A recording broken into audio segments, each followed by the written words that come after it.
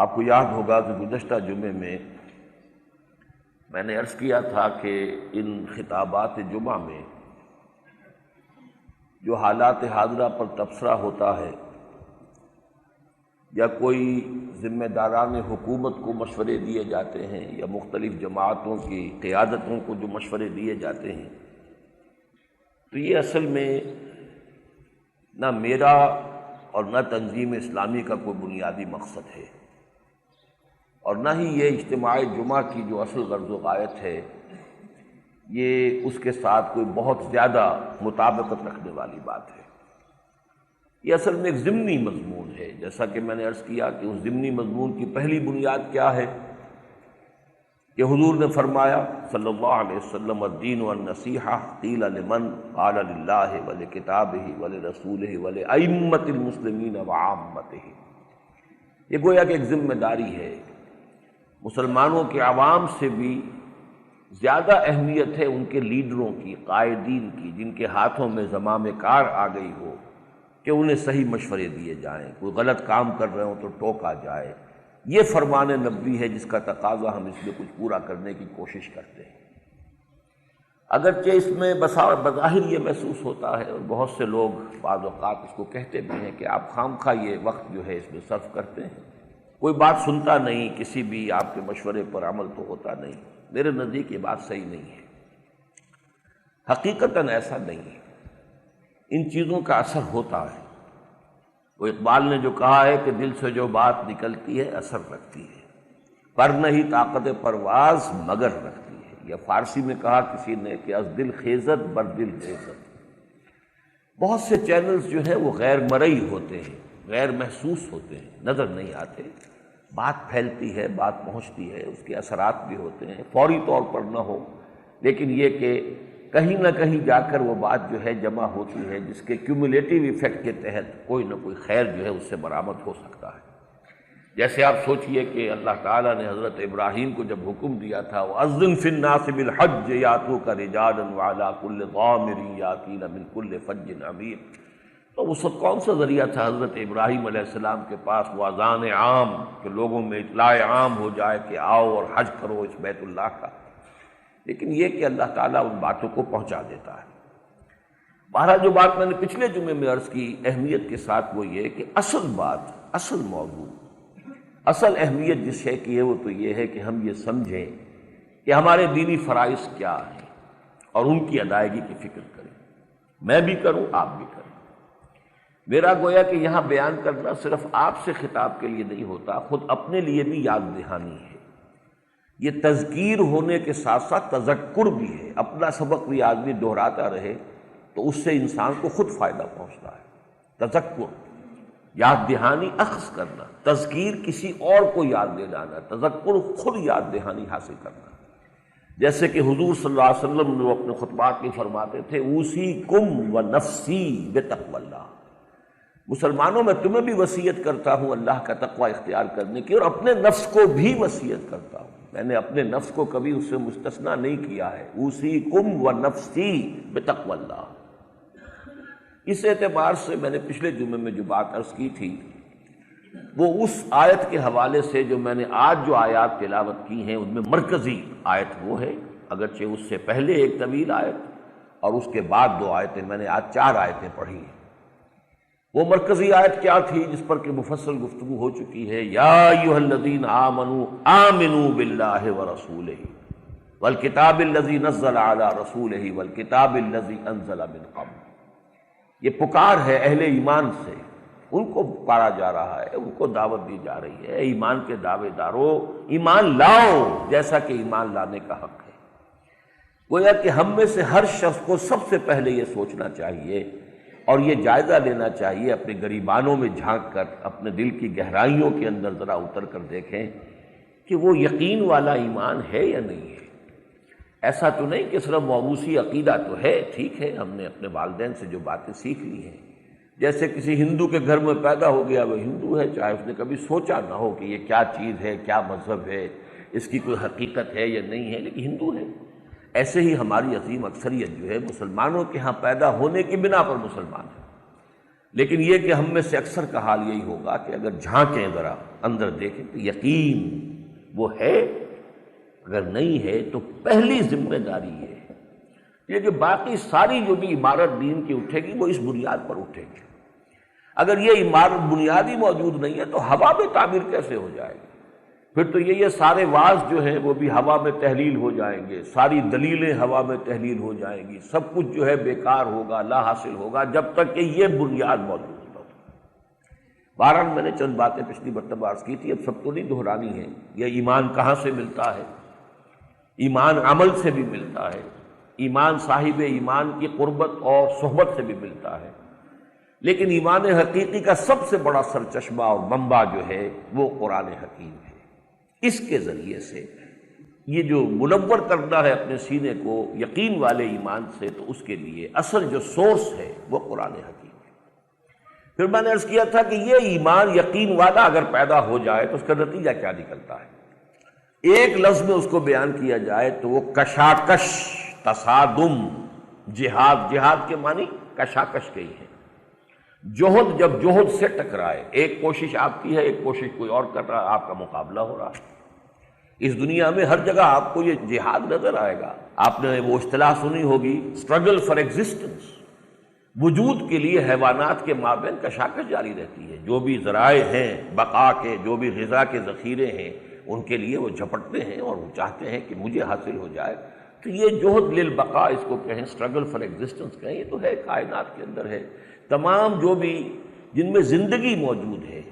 ان تمام میں آپ کو یہ جوہد اور جہاد ملے گا۔ لیکن جہاد ایک ہے اپنی بقا کے لیے، حیات کے لیے، ایک جہاد ہے کسی عظیم مقصد کے لیے، کسی اعلیٰ نصب العین کے لیے۔ تو زمین و آسمان کا فرق ہو جائے گا۔ ایک جہاد میں تو سب لگے ہوئے ہیں، لیکن ایک ہوتا ہے وہ جہاد جو انسان شعوری طور پر کسی شے کو اختیار کرتا ہے اور پھر اس کے لیے اس کو غالب کرنے کے لیے کسی نے، فرض کیجئے چاہے وہ مغالطے میں تھا، اسے محسوس ہوا کہ کمیونزم بہترین نظام ہے، عادلانہ نظام ہے، یہی انسانوں کے اندر ان کے مابین جو ظلم ہے، استحصال ہے، اس کو ختم کرنے کا صحیح ذریعہ۔ اب جس شخص نے اس کو قبول کر لیا، وہ کمیونزم کے نظام کو قائم کرنے کے لیے تن من دھن اس نے لگا، یہ جہاد ہے اس کا۔ ایک نظریے کے لیے جہاد ہے، جانیں دی ہیں لوگوں نے، سینکڑوں لوگوں نے جانیں دی ہیں، کتنے لوگ پھانسیوں پر چڑھے تھے، کتنے لوگوں نے زار کی فوجوں کے سامنے کھڑے ہو کر جو ہے فائرنگ سکواڈز کے سامنے اپنے سینے جو ہے وہ چھلنی کروائے، تب جا کر انقلاب آیا تھا نا۔ یہ دوسری بات ہے کہ مغالطے میں تھے، وہ ان کا نظام جو ہے وہ بھی کوئی ان کے امراض کا وہ مداوا نہیں تھا، علاج نہیں تھا، ثابت ہو گیا کہ نہیں تھا۔ لیکن یہ کہ جس نے یہ سمجھا کہ یہی صحیح ہے، پھر اس نے اس کے لیے اپنی تن من دھن کی جتنی بھی ریسورسز تھی وہ لگا دی، وہ یقیناً بھی یہ ہے جس کا نام جہاد ہے۔ تو اگر ہم نے مان لیا اللہ ہے، آخرت ہے، رسالت ہے، قرآن حق ہے، جیسے کہ ایک دعا میں الفاظ آتے ہیں حضور کے، انت الحق ووعدک الحق وقولک حق ولقاؤک حق والجنت حق والنار حق والساعة حق ومحمد حق والنبیون حق والقرآن حق۔ یہ حضور کی جو تہجد کی دعائیں ہیں ان میں سے ایک دعا یہ بھی ہے۔ اب سوچئے کہ یہ چیزیں سب حق ہیں، ہم نے مان لیا ہے، تو اب جو کشاکش شروع ہوگی، تین اس کے میں نے مرحلے آپ کے سامنے پچھلی مرتبہ بیان کیے۔ پہلا مرحلہ تو خود اپنے اندر شروع ہو جائے گا، اندر دل میں روشنی آ گئی ہے ایمان کی اور یقین کی، لیکن نیچے نفس کے تقاضے بھی تو ہیں نا، ان النفس لامارۃ بالسوء، دل کے بالکل نیچے بیٹھا ہوا ہے آپ کا بطن، آپ کا شکم، اس کے تقاضے ہیں، وہ چاہتا ہے اسے بھرا جائے۔ اس سے ذرا نیچے اتریے تو آپ کے جنسی تقاضے ہیں، ایک بقائے ذات کے لیے ہے، ایک بقائے نوع کے لیے ہے۔ کھانا اس لیے ہے تاکہ آپ کی زندگی کا تسلسل برقرار رہے، جنسی معاملہ اس لیے تاکہ نسل برقرار رہے۔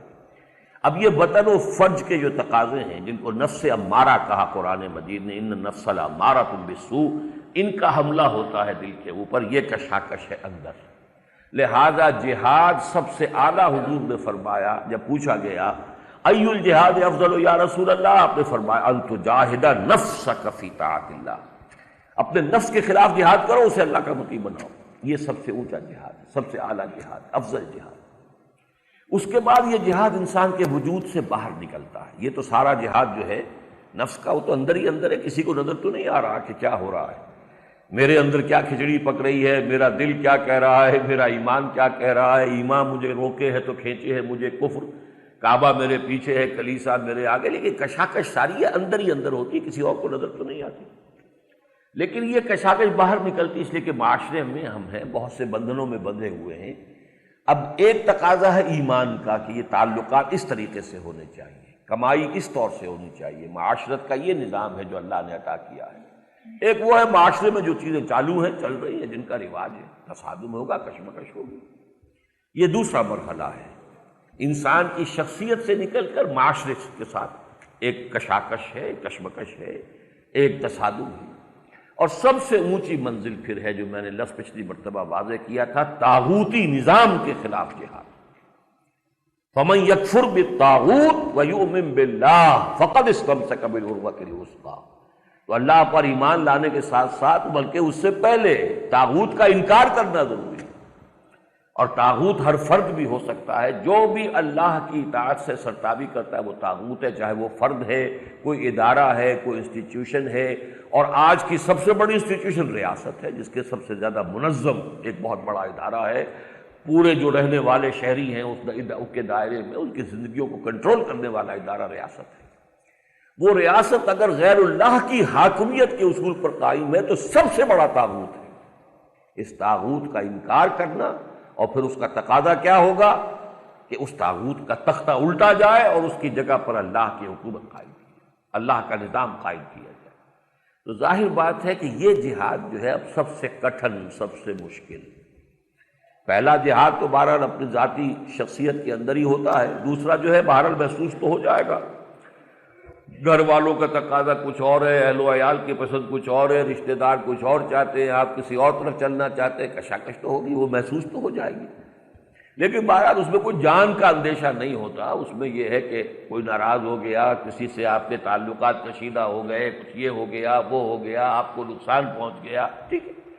لیکن یہ کہ یہ جو آخری مرحلہ ہے اس میں تو نقد جان ہتھیلی پر رکھ کر میدان میں بھی آنا پڑتا ہے، اس لیے کہ ایک نظام کو بدلنا اس کا نام تو انقلاب ہے، اور انقلاب تو بغیر خون دیے، جانے دیے آج تک کوئی انقلاب نہیں آیا۔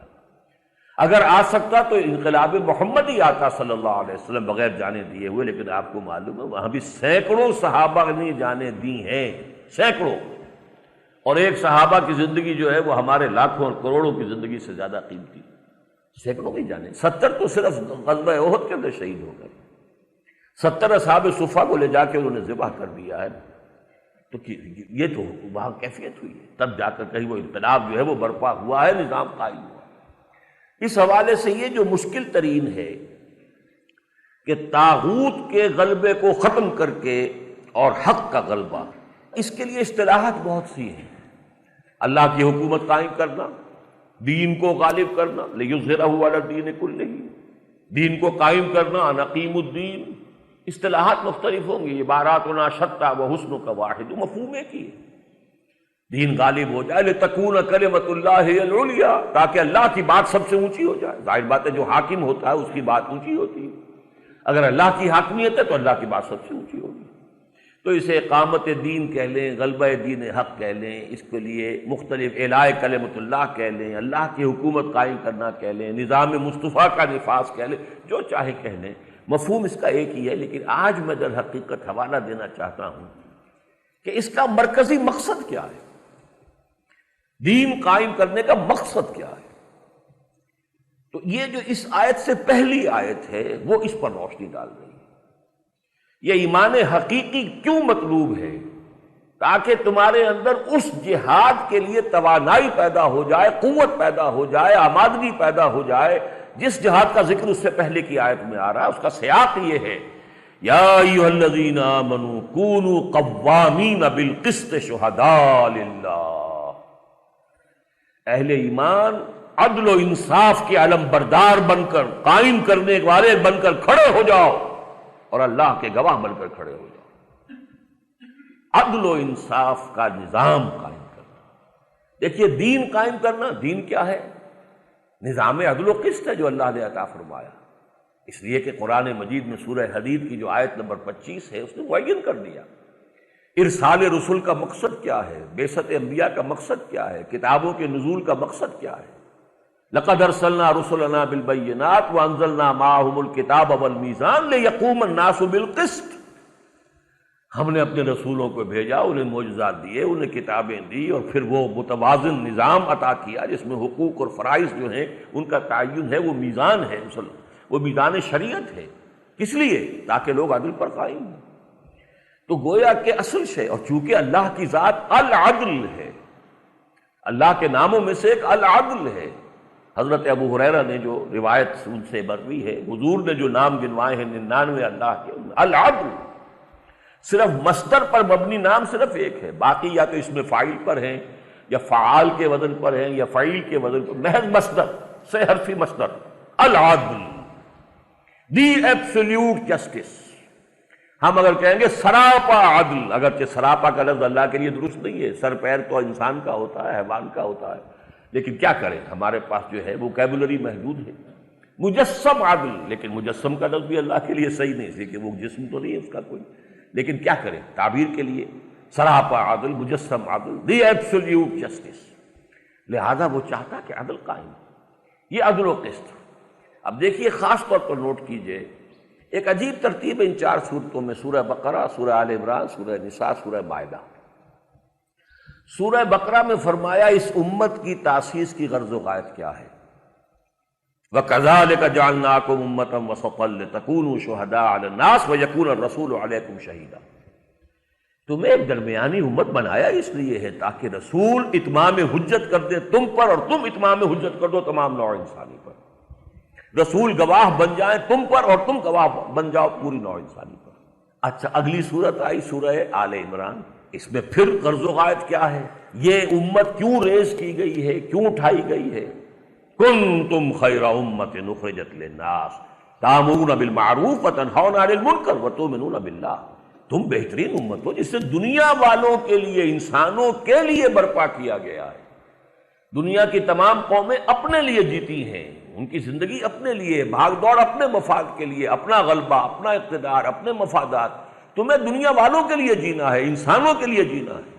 ہم تو جیتے ہیں کہ دنیا میں تیرا نام رہے، کہیں ممکن ہے کہ ساقی نہ رہے، جام رہے۔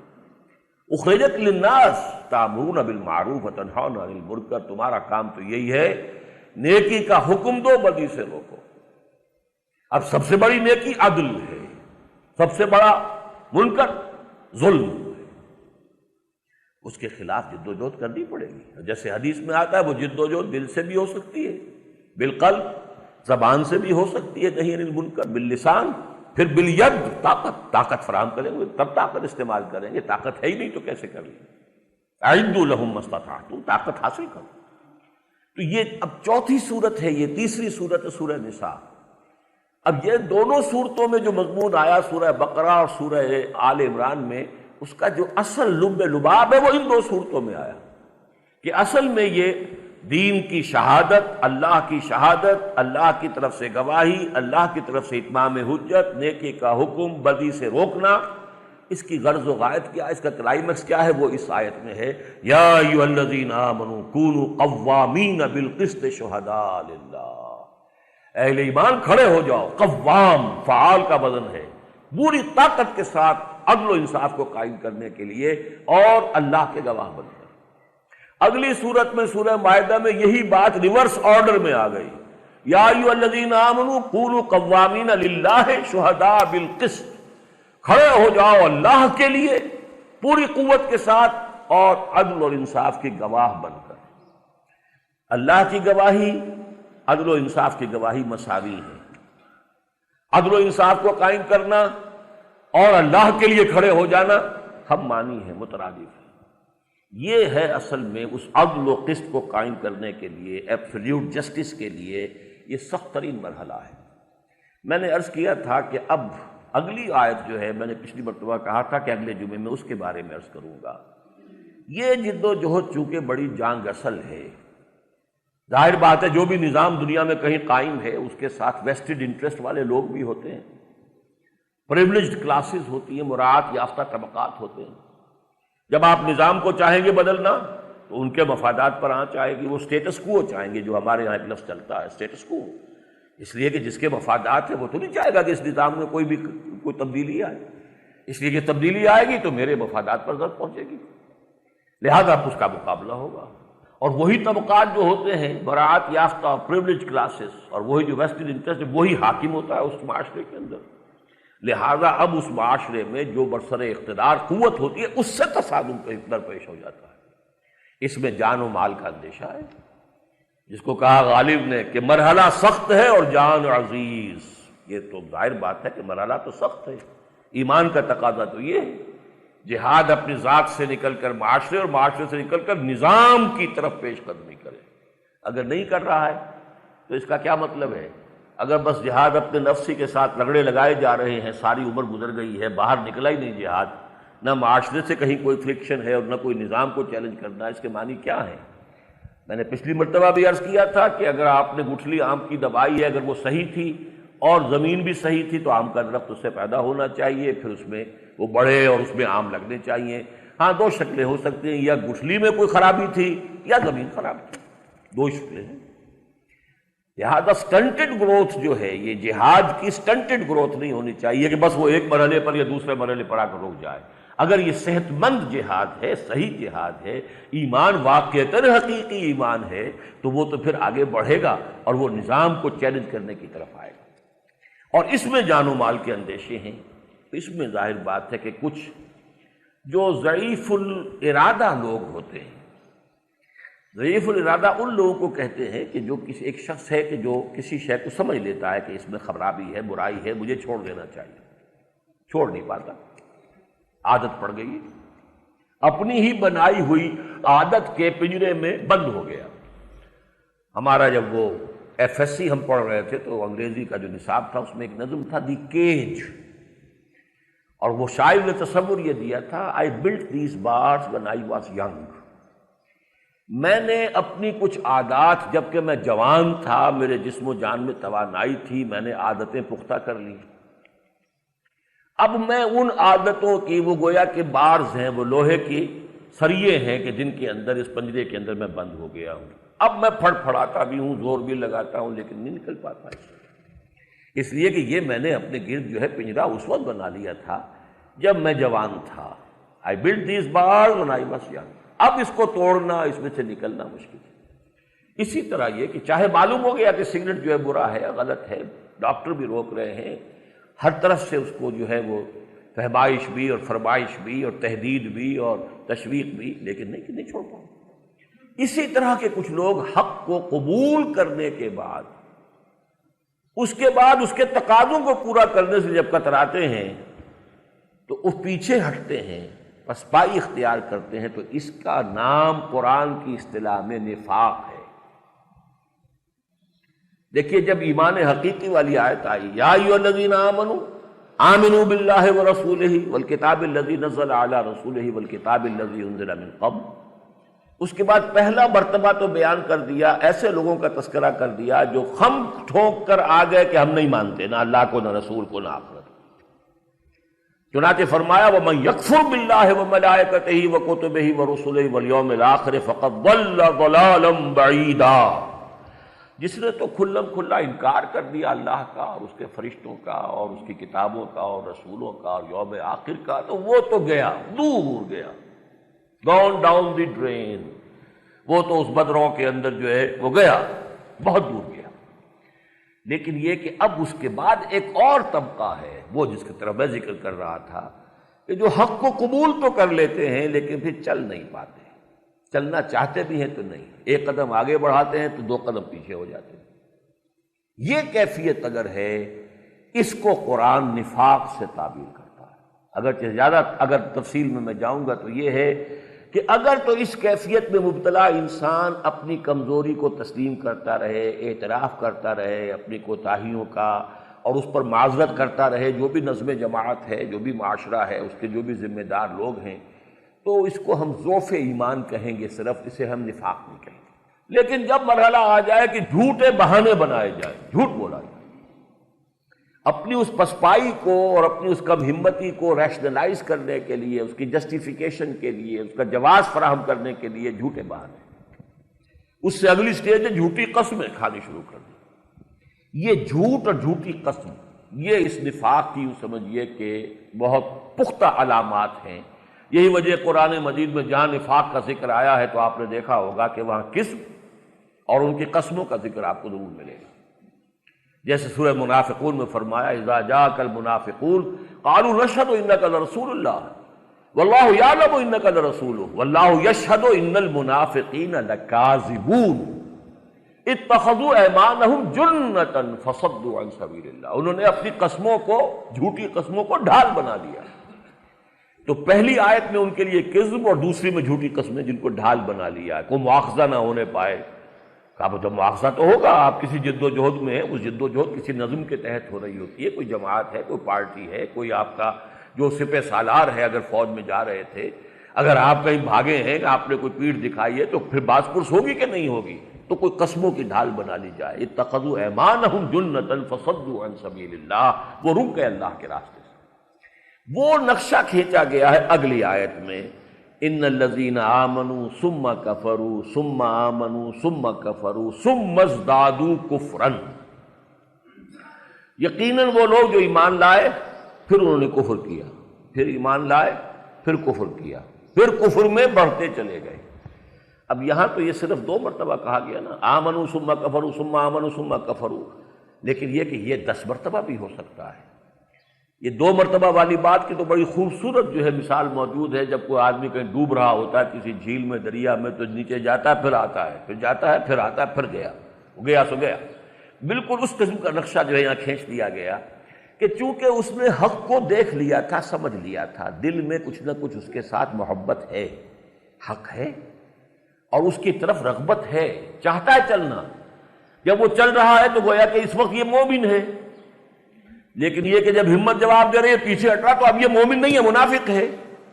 پھر اسے خیال آتا ہے، پھر کوئی ہمت کرتا ہے، یا کچھ حالات بہتر ہو جاتے ہیں، یا کسی وقت کوئی بات پھر دل کو لگ گئی، حضور کا کوئی اور جو ہے فرمان سن لیا، اس سے ایمان کے اندر پھر تازگی آ گئی، پھر چلا، پھر ایمان لے آیا۔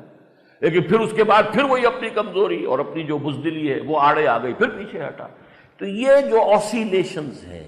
یہ جو دائیں بائیں میں چکر لگاتے رہنا ہے، یہ در حقیقت ہو سکتا ہے کسی کا تھوڑے عرصے رہے، کسی کا زیادہ عرصے تک چلتا رہے، لیکن یہ کہ بالآخر ثم ازدادوا کفرا، پھر وہ کفر میں بڑھتے چلے گئے۔ پھر وہ یہ کہ آدمی، اس کی آخری حد یہ ہوتی ہے کہ پھر جو صادق الایمان لوگ ہوتے ہیں، جن کی حالت یہ ہوتی ہے کہ واپس نہیں پھیرا کوئی فرمان جنوں کا، اور تنہا نہیں لوٹی کبھی آواز جرس کی، گھنٹی کی آواز آئی اور ساتھ ہی ہم گئے ہیں، جیسی پکار آ گئی ہے فوراً لبیک کہا۔ ایسے بھی لوگ ہوتے ہیں صادق الایمان، ان کے لیے تو کوئی شے ہے ہی نہیں، رکاوٹ ہے ہی نہیں، خیریت جاں راحت تن صحت داماں سب بھول گئی مصلحتیں اہل ہوس کی۔ یہ تو اہل ہوس کی مصلحتیں ہوتی ہیں، اہل حق کی نہیں ہوتی، اہل حق ان کے اوپر توجہ نہیں کرتے۔ اس حوالے سے اب یہ جو آیت ہے یہ در حقیقت نقشہ کھینچ رہی ہے۔ تو ان 3 آیتوں کا اب ربط سمجھ لیجیے۔ ایمان حقیقی کا نتیجہ جہاد، اور جہاد کی سب سے اونچی منزل ظلم کا خاتمہ اور عدل و قسط کے قیام کے لیے کمر بستہ ہو جائے، اور اس سے گریز، اس سے پسپائی، اس سے پیچھے ہٹنا وہ کسی سبب سے بھی ہو، یہ نفاق ہے۔ اور نفاق جو ہے پھر اس کا آخری انجام کیا آ رہا ہے؟ ثم ازدادوا کفرا لم یکن اللہ لیغفر لہم، اللہ ان کو ہرگز معاف فرمانے والا نہیں ہے، ولا لیہدیہم سبیلا،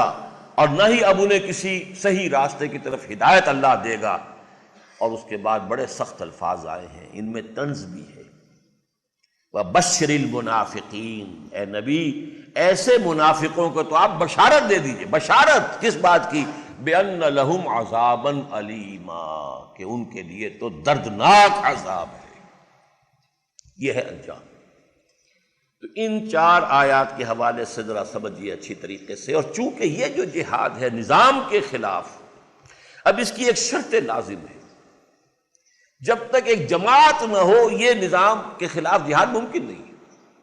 اپنے نفس کے خلاف جہاد تو آپ نے اندر ہی اندر کرنا ہے، اس کے لیے کوئی جماعت جو ہے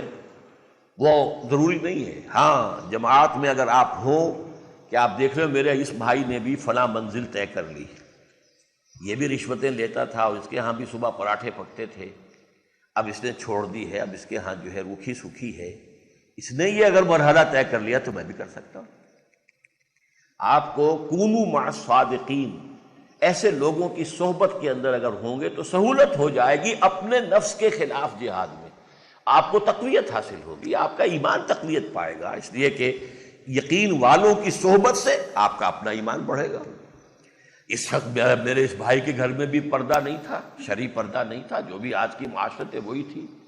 آخر اس نے بھی تو یہ مرحلہ طے کر لیا، اب شرعی پردہ نافذ کر دیا،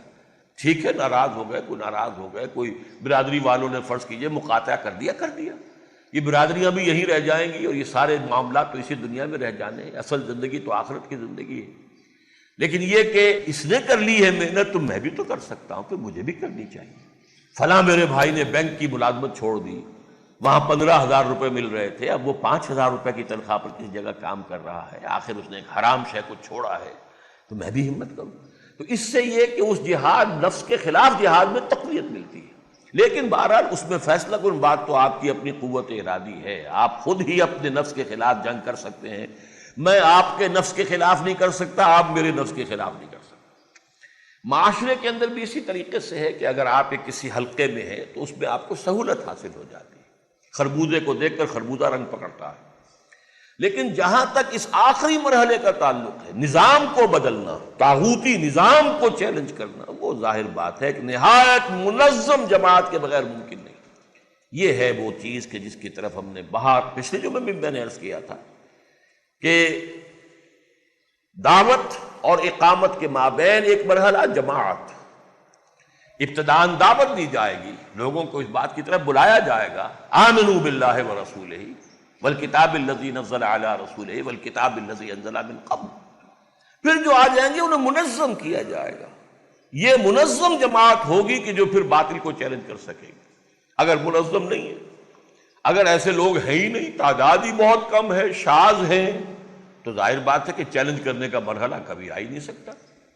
حضرت نوح علیہ السلام کی زندگی میں 950 برس کی دعوت کے نتیجے میں بھی وہ مرحلہ نہیں آیا، قوم اتنی مر چکی تھی، ختم ہو چکی تھی، اس کے اندر اخلاقی اور روحانی اعتبار سے اتنی گراوٹ آ چکی تھی کہ اس قوم نے 950 برس، اور زیادہ سے زیادہ تعداد جو بتائی جاتی ہے وہ 70-75 آدمیوں کی ہے، حالانکہ میرے نزدیک یہ تعداد بھی صحیح نہیں ہے، ان کے تینوں بیٹوں کے سوا اور ان کے گھر والوں کے سوا شاید کوئی اور 1-2 کمی کاری ان کے ساتھ جو ہوں خادمین، اور کوئی ایمان نہیں لایا۔ وما آمن معه الا قلیل، اسی لیے نسل آگے جو چلی ہے وہ صرف 3 بیٹوں سے چلی ہے، حضرت حام اور سام اور یافس۔ اس حوالے سے نوٹ کیجئے 950 برس اور 70-75 آدمی بھی آئے ہوں تو اس کا کیا مطلب ہوا کہ شاید 15 برس میں 1 آدمی آیا، ایوریج نکالیے۔ اس حوالے سے اگلا مرحلہ آئے گا ہی نہیں۔ لیکن یہ کہ اگر ریسپانس ملی، لوگ آگے بڑھے، انہوں نے دعوت کو قبول کیا، اب اگر یہ منتشر رہے، یہ ہجوم مومنی اگر ہے تو پھر اس سے کوئی کام نہیں ہو سکتا، اس کو ایک جماعت بننا ہے، حزب اللہ۔ یہی وجہ ہے کہ سورہ مائدہ میں لفظ حزب اللہ آ گیا، سورہ بقرہ اور سورہ آل عمران میں امت کا لفظ آیا ہے، کذالک جعلناکم امۃ وسطا لتکونوا شہداء علی الناس ویکون الرسول علیکم شہیدا۔ آل عمران میں پھر امت کا لفظ جو ہے آیا ہے، کنتم خیر امۃ اخرجت للناس۔ لیکن سورہ مائدہ میں آ کر یہ لفظ آ گیا حزب اللہ، اولئک حزب اللہ فإن حزب اللہ هم الغالبون۔ اور یہ سورہ مجادلہ میں پھر دوبارہ آیا اولئک حزب اللہ الا ان حزب اللہ هم المفلحون۔ تو حزب اللہ، یہ 2 ہی جگہ پر یہ لفظ آ گیا، جس طرح 2 جگہ امت کا لفظ آیا، 2 جگہ پر حزب کا لفظ آ گیا، حزب اللہ۔ یہ حزب اللہ ہے جس کے لیے وہ حدیث جو ہے بارہا آپ کو سنائی گئی۔ حضرت حارث اشعری فرماتے ہیں کہ حضور نے ارشاد فرمایا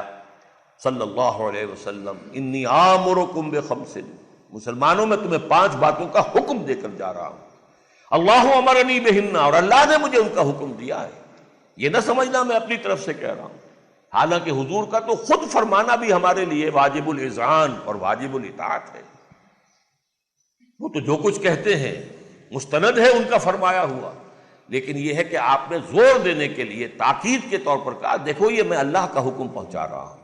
انی آمرکم بخمس اللہ امرنی بہن بالجماعت والسمع والطاعت والہجرت والجہاد فی سبیل اللہ۔ ان کو دو حصوں میں تقسیم کر دیجئے، جماعت سم و طاعت والی یہ ہوگی تو ہجرت اور جہاد ہوں گے، اگر وہ جماعت سم و طاعت والی نہیں بنے گی تو ہجرت و جہاد کے مراحل کیسے ہو جائیں؟ یہ ہے وہ دعوت اور اقامت، دعوت دین، اقامت دین، ان کے درمیان جو مرحلہ ہے، جو لازمی، نیسیسری، انیویٹیبل لنک ہے ان دونوں کے درمیان، وہ ہے جماعت۔ انی آمرکم بخمس اللہ امرنی بہن بالجماعت والسمع والطاعت والہجرت والجہاد فی سبیل اللہ، رواہ الامام احمد والامام الترمذی رحمہم اللہ۔ دونوں نے، مسند احمد میں بھی ہے، جامع ترمذی میں بھی ہے، ان دونوں کے حوالے سے مشکات شریف میں یہ روایت موجود ہے۔ اور جیسے کہ یہ سم و طاعت والا لفظ جو ہے یہ پھر اس حدیث میں آیا ہے کہ جس میں حضور نے خود پھر جب وہ مرحلہ حزب اللہ کا آیا ہے تو جو بیعت لی ہے، پہلا مرحلہ تھا حضور پر ایمان لے آنا، بس ایمان لے آئے تو مومن ہو گئے، مسلم ہو گئے، یہ پہلا مرحلہ تھا۔ اس وقت بھی اطاعت تو فرض تھی، جو رسول کہیں گے وہ ماننا ہوگا، ہر مومن کے لیے واجب الاطاعت ہے، وما ارسلنا من رسول الا لیطاع باذن اللہ۔ لیکن جب مرحلہ آیا کہ اب اسے حزب بنانا ہے، پارٹی بنانا ہے اللہ کی، تو آپ نے بیعت لی اثر نو۔ حضرت عبادہ ابن صامت جو فرماتے ہیں رضی اللہ تعالی عنہ، بایعنا رسول اللہ صلی اللہ علیہ وسلم علی السمع والطاعت فی العسر والیسر والمنشط والمکرہ وعلی اثرۃ علینا وعلی لا ننازل امر اہلہ وعلی ان نقول بالحق اینما کنا لا نخاف فی اللہ لومۃ لائم، متفق علیہ۔ بخاری اور مسلم دونوں میں یہ روایت موجود ہے حضرت عبادہ ابن صامت سے۔ وہ فرماتے ہیں کہ ہم نے بیعت کی تھی اللہ کے رسول سے، کس بات کی؟ علی السمع والطاعت، سمع و طاعت، کہ آپ کا ہر حکم سنیں گے اور مانیں گے، اطاعت کریں گے، فی العسر، تنگی میں بھی، والیسر، اور آسانی میں بھی، والمنشط، اس میں بھی کہ ہماری طبیعتیں آمادہ ہوں، انشراح حاصل ہو ہمیں، والمکرہ، اور اس پر بھی کہ چاہے ہمیں اپنی طبیعتوں پر جبر کرنا پڑے، طبیعت آمادہ نہیں ہے۔ ایک وقت ہے آپ پر کہ آپ کی طبیعت جولانی پر ہے، آپ چاہتے ہیں خوب نماز پڑھیں، لمبے لمبے سجدے کریں۔ ایک وقت میں کوئی طبیعت میں کسل ہے، طبیعت میں آمادگی نہیں ہے، لیکن فرض نماز تو اس وقت بھی پڑھنی پڑے گی، نفلوں سے روک دیا گیا۔ اگر طبیعت میں آمادگی نہیں ہے، انشرالی، نفل مت پڑھو، لیکن یہ کہ فرض نماز تو ہر وقت پڑھنی ہے، یہ ہے مکرہ۔ چاہے طبیعت جو ہے اس کی آمادگی نہ ہو، لیکن فرض کو تو ادا کرنا ہے۔ اسی لیے اطاعت رسول صلی اللہ علیہ وسلم کے لیے اور جماعت کے اس نظم کی اطاعت کے لیے فی المنشط والمکرہ، چاہے ہمیں انشراح حاصل ہو،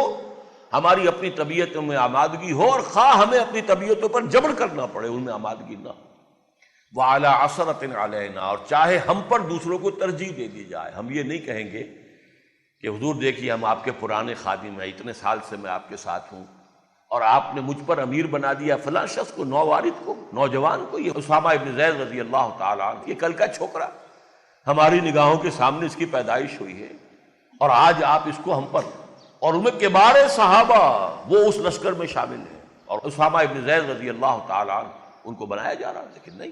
جو آپ کا حکم ہوگا، جو آپ کا فیصلہ ہوگا، علی اثرۃ علینا، چاہے ہم پر دوسروں کو ترجیح دی جائے، وعلی لا ننازل امر اہلہ، جنہیں آپ بنا دیں گے امیر، ذمہ دار بنا دیں گے، ان سے جھگڑیں گے نہیں، ان کی بات بھی سنیں گے، مانیں گے، اطاعت کریں گے، تعاون کریں گے۔ وہ جو ابھی میں نے شروع میں کہا تھا، نصح و خیر خواہی لأئمة المسلمین وعامتہم، تو جماعت کے اندر بھی جو ائمہ ہیں، جو امراء ہیں، ان کی بات ماننی ہوگی۔ اور پھر یہ کہ آخری درجے میں یہ ہے کہ وَعَلَىٰ أَن نَّقُولَ بِالْحَقِّ أَيْنَمَا كُنَّا لَا نَخَافُ فِي اللَّهِ لَوْمَةَ لَائِمٍ، البتہ جو ہماری رائے ہوگی، جسے ہم صحیح سمجھیں گے، وہ کہیں گے ضرور، چاہے کسی کو اچھی لگے، کسی کو بری لگے،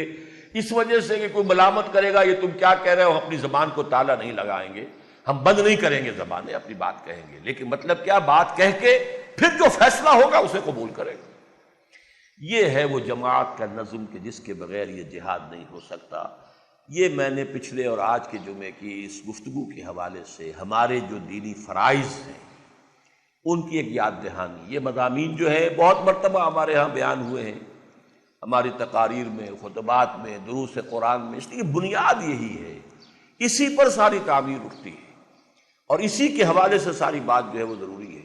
اس لیے میں نے یہ یاد دہانی کرائی ہے، اس لیے کہ قرآن مجید کی روح سے بھی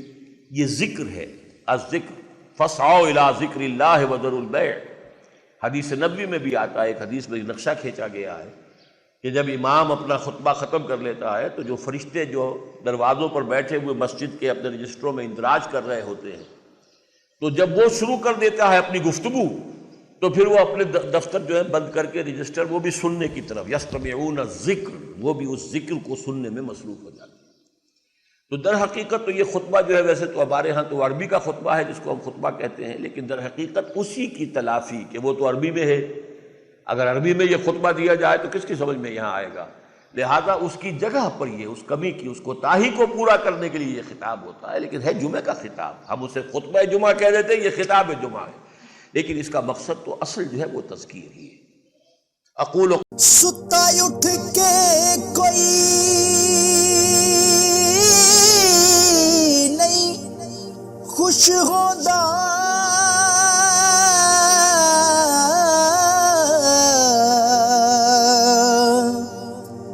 بڑے ستے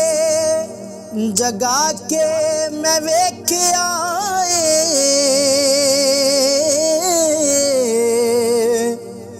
کتے جیا نہیں کوئی وفادار ڈٹھا، تے ٹکر سکا بھی پا کے